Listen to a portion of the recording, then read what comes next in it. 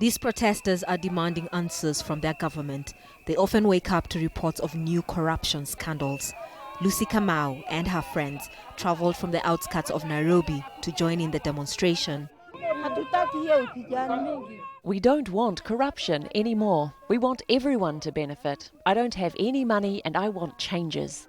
Kenya's Anti-Corruption Commission has taken more than 350 people to court this year. 6 cabinet secretaries, which is a third of the cabinet, have also been forced to resign because of corruption allegations. Many Kenyans are angry about corruption, especially in the public service.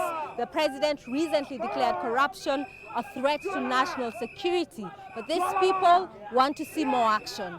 When were these transactions done?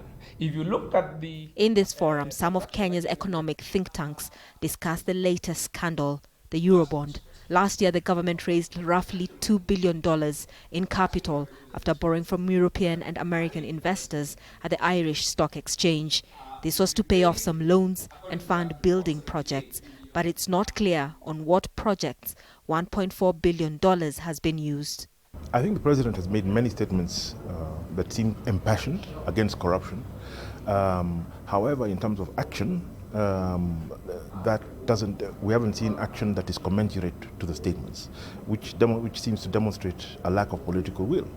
Earlier this year, the disappearance of close to $8 million from the National Youth Service outraged Kenyans and prompted investigations.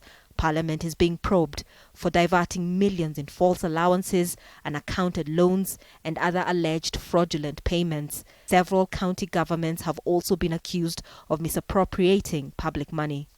The government spokesman acknowledges corruption exists in government, but told us all is being done to deal with it. 70% of it is related to procurement. Procurement is about the private sector and government players.